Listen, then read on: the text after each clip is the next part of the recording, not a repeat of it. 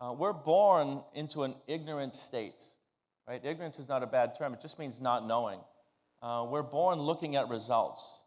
If you think about it, we go to grade school.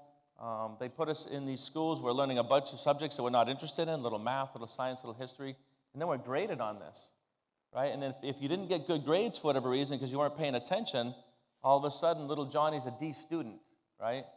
And it doesn't feel good. The parents are coming down on him. The teachers are coming down on him. Meanwhile, he wanted to be, I don't know, an actor, or an auto mechanic, right, where he didn't need history. But he gets graded, and we're looking at these results, and these results cause our thinking. Now, this happens with everybody here, too. You look at your current bank account, you look at your current body, your current relationships, and you're looking at results, which is the physical manifestation, to cause our thinking. Right? Does that make sense? Now, the thinking causes feelings. So every morning when people wake up, they're looking at the results. And if your results aren't what you want, it sets up these feelings. Now, I want you guys to write this one down. Feeling is a word that we use to describe the conscious awareness of the vibration that you're in. Does that make sense? So if you feel sad, what you're really saying, I'm consciously aware that I'm in a low vibration. That's what vibration is. If you say you're excited, what you're saying is I'm consciously aware that I'm in a high vibration. Now, vibration is very, very key. That's why I want you to write this down. So substitute the word vibration for feelings, because if you're using your results to cause your thinking, and this thinking causes low vibrations, it sets up low actions. This is what procrastination is.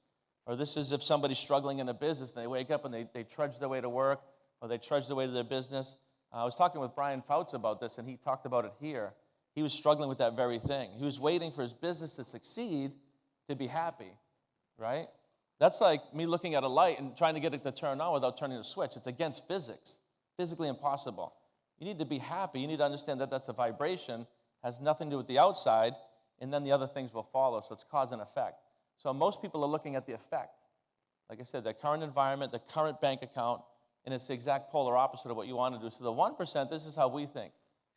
It's always the new thinking, the imagination, the visualization. Now, most of the people here don't have a problem with this, but we can always get better, right? So in the morning when we wake up, it's the feeling of the wish fulfilled. You all have dreams and goals and desires, right?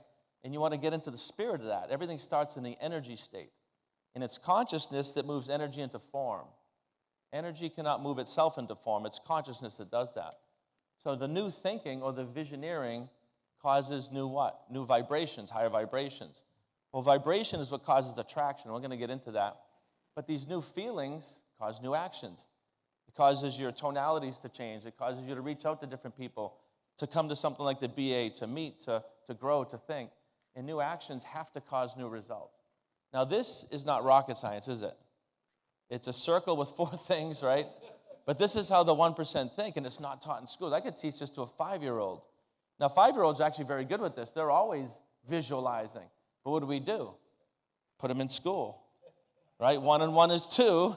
Little math, little science, little English, little history. We literally beat it out of them over many, many years, and then we put them into, what we call the masses. So this is really the key to how the 1% think.